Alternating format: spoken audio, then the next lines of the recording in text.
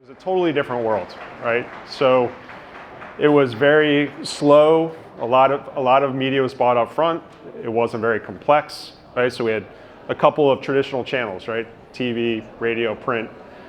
And we've seen digital completely change the landscape, driven largely by changes in the consumer base, right? So as we went from the late 90s to the early 2000s, we saw digital 1.0, we saw more in-store shopper activation. Measurement was very much about attribution, so bottom up, very digital focused, very historical measurement focused, so not really a decision focused methodology. It's more kind of what happened in the past and how can I then take those insights and plan forward. It's gotten more complex and there's been more channel fragmentation. So getting into the 2010s, we have e-com becoming more and more prominent in terms of consumer channels. Digital 2.0, again, MTA, from a measurement perspective, starts to come up. It's, again, very much historically focused, very much bottom-up, focused on measurement only.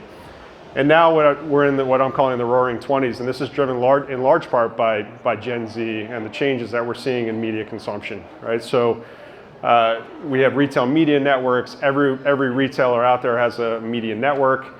We have fragmentation, a lot of complexity, and the world's moving very quickly. So we believe in a unified omni-channel approach to be able to, with agility, be able to continuously plan. Again, Gen Z is driving this. So if we take the example of Be Real, and we could throw Snapchat in here, TikTok, Instagram, Be Real didn't exist in 2020, right? And within 2 years, it's got 10 million users. I know this because I have 3 teenagers in the house, and all of a sudden this new channel emerges, and as marketers we need to understand how to incorporate that into our marketing mix. So that's driving very quickly. So again, from my previous slide, you don't have a decade or two to be able to kind of change. You have to adjust in real time to be able to adjust to changing consumer behavior.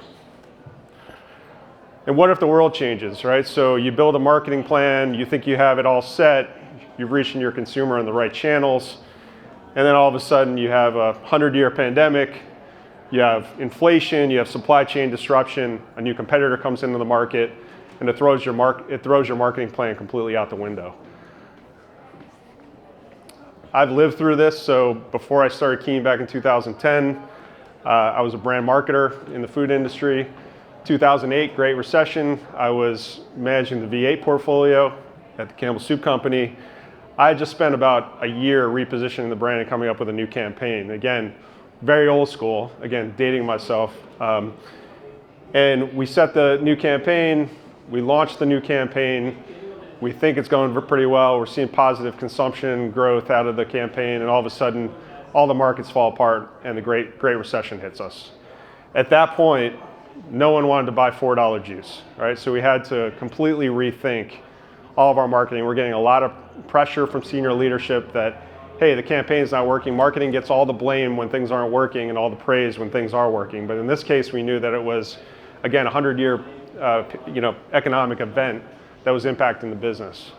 I had no evidence at the time to be able to demonstrate that marketing was actually offsetting the headwinds there. So in a really unhealthy way, we took all that money from the brand building activities and put it into trade and price promotion to keep sales somewhat stable, and we know that hurt the brand over time. All of these decisions are coming at us faster, right? So we have to quantify these decisions to be able to, in an agile way, adjust based on information that is coming in. So first and foremost, quantifying the decisions, right? So I'm going to make a decision to reach Gen Z with a certain marketing plan across different marketing channels. As a marketer, I need to understand how that relates back to my financial objectives I'm looking to achieve. How is it correlating directly to the sales I'm looking to achieve on the business, the profit? How do I make sure I'm linking those decisions directly to the financial goals that I'm being held accountable for? And really understand ROI across all the different marketing tactics to make sure that the marketing channels I'm investing in are having the biggest impact on demand and doing it in a profitable way to reach the Gen Z consumer. Driving optimization. So again, what we're trying to do at Keen is shift from a strict historical measurement approach, where I'm going to give you a historical ROI. This is what TikTok delivered in terms of an ROI last year. and more tell you what to do next, right? So if I'm going to invest another dollar, or TikTok goes away, it's banned by the government, and I need to take those dollars and do something else with it, where do I put those dollars to make sure I'm having the biggest impact against my consumer and it's delivering against the financial objectives I'm expecting? So across different channels, across time, what's the next best dollar invested going to deliver? How do I assess the potential impact of new marketing channels? So as we know with this consumer base, there's new channels through social media platforms, influencer programs. New channels are emerging constantly. How do I make sure that I'm assessing those, understanding the trade-offs in the right way, and putting dollars against it to reach that consumer in the most effective way? And then finally, last but certainly not least, we have changing media behavior, but we also have changing landscapes. So all those factors that I was talking about before, which we call external environmental factors. So what's happening in the macroeconomic environment that's going to impact my brand, and how does that impact the way that I think about my investment dollars and the channels that I'm going to be building into my marketing plan? How do I quantify my budget needs based on those financial goals? So I'm being asked to deliver a sales number. How do I make sure that the marketing that I'm putting into the marketplace to drive that demand is actually having the impact that I expect? And then how do I really understand all of those trade-offs, right? Across all the different media networks, social media platforms, influencer programs, all of those different, very fragmented decisions that I have to make on a daily basis. Again, I don't have weeks or months anymore, I have days or hours. How do I make sure that I'm leveraging the information that's available to me at any point in time to be able to make that next decision? The interesting part about all of this, and I could tell you that 20 years ago when I was doing this, we were using spreadsheets, right? So technology is available, data is more available than it ever has been, but CMOs and marketers are still using spreadsheets to track marketing performance. There is some tech adoption, some business intelligence out there that's helping, but really what we need to do is move at the speed of the market. So how do we make sure that we have the data, insights, and information available in technology that's able to drive that next decision in an accountable and quantifiable way? And we know that pressure is building on marketers, so to be able to speak the same language as a CFO and a CEO is imperative. So marketing is being held accountable. Budgets are being scrutinized, as you all know. We have to make sure every dollar is working as hard as possible against the consumer and making sure that we're driving demand in a profitable way. The crazy thing about this slide is that only 34% of CMOs can tell you what their marketing ROI is, right? And the world's moving very quickly. So the other thing that we've seen in our system over the last year, and we get these insights because we're working with a lot of brands across categories, is that media consumption is also shifting very quickly, right? And this happens in the Gen Z consumer base very quickly. They're going to move from platform to platform based on their interests and based on what's new and emerging. What we've seen in just the past year is that we've seen a 49% improvement in native ads, investment in native ads in our system across brands, and a decrease in meta advertising, 74% over last year. So if you were relying completely on what happened last year, you would be missing the opportunity for the next year and how to plan more effectively, right? So this is where being agile, having continuous insight and continuously planning comes into play, and be able to make those decisions and pivot where necessary.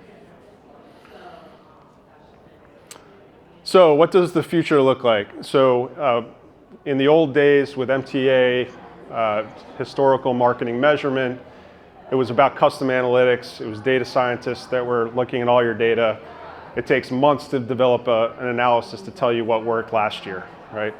That can't keep up with the speed of the marketplace and how quickly this consumer base is moving based on their different preferences, right? So SaaS has to be, and software has to be a component to be able to leverage the data that's available, to be able to make not only develop an understanding of historical measurement, but also inform that next decision against financial goals.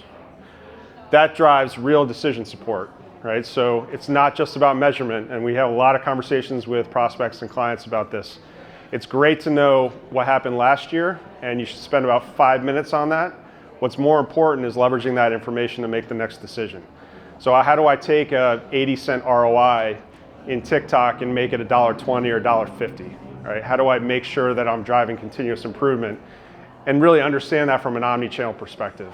So it's not about silos, it's about understanding how all these pieces come together to drive the kind of behavior with the Gen Z consumer that we're looking to drive.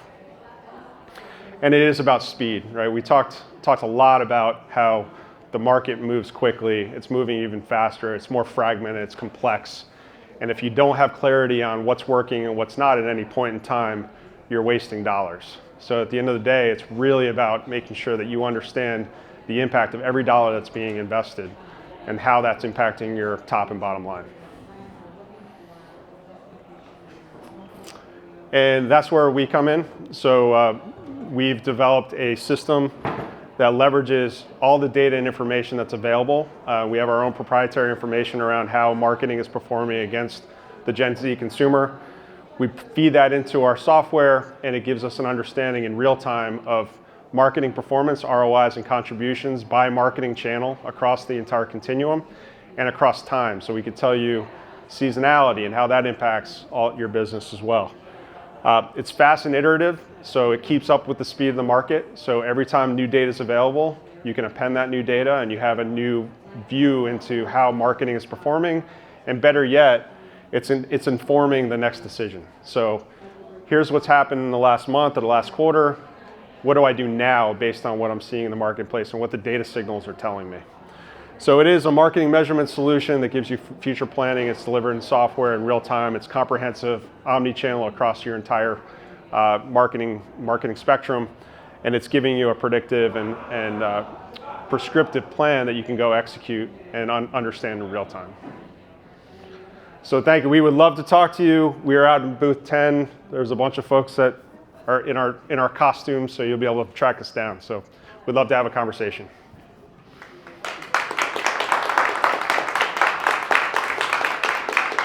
Yeah, we have time for questions. No, great question.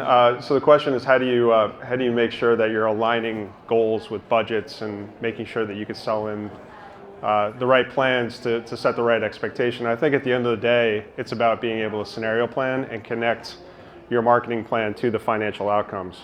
We face that all the time. I face it as a marketer where I was given a financial goal and a budget, and I was also given a marketing objective. You have to grow brand awareness or household penetration this much.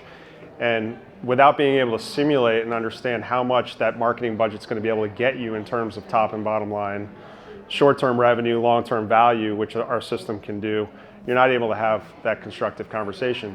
And we talk a lot about the CMO talking the same language as CFO and CMO. We're not talking about KPIs or vanity metrics. We're talking about dollars and cents. So that's why we developed the system we have to be able to start to run scenarios and say, if I have $10 million budget, here's what the optimal plan is, and here's what I can expect in terms of top and bottom line. And I could show you that if you're asking me to do, $50, $60 million in revenue, this plan's only going to get me to 50 or 40, right? And you're not going to need another $5 million to get to that extra money, and it's going to be profit dilutive. So being able to have those conversations in an educated way, make sure that we can have the intelligence in the system or in the analysis that we're able to put forth to build that case. I talked about the V8 example. I didn't have that information. So all my brand building activity went to trade and price promotion because I wasn't able to have that conversation to say, if I do this now, it's going to take me more money and more investment in the future to be able to build that business back.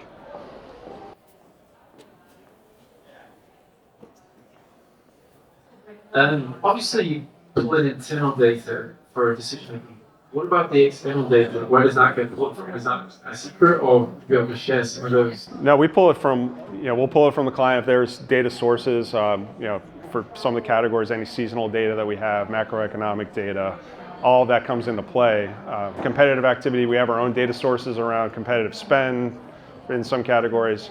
All of it comes into play to really understand what the competitive landscape is and the environmental landscape, because that dictates how much money you need to spend to be able to hit your financial objectives.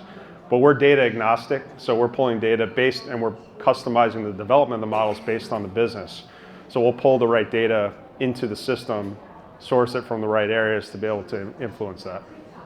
And a benchmark would say, like, hey, for your... Yep. Absolutely. And we'll be able to actually decompose all that to say, well, here's how much economic headwinds is impacting your business. And in that sense, you're going to be able to see how marketing is offsetting that. So if you didn't have marketing, it'd be even worse, right? So you're not blaming marketing for all the challenges you're having. Hey, just out of curiosity, where are people, by people, I mean brands, where are they wasting the most amount of money?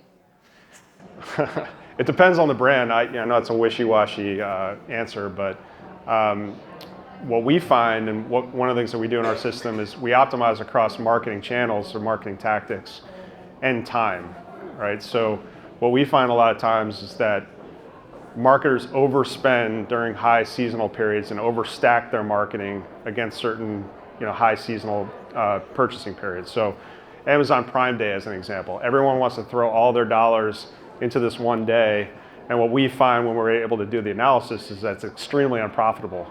They could dial back that spending and invest on the shoulders and have more profitable weeks of volume outside of that day. We see it all the time, work in the consumer packaged goods industry and the candy industry. Everyone wants to put it in Halloween. Well, you're wasting dollars and there's an opportunity cost to be able to drive more continuity of support throughout the year if you're not overspending in those seasonal periods. Well, great. I really appreciate the great questions. Again, we would love to have further conversation out of booth 10. Thanks for the opportunity.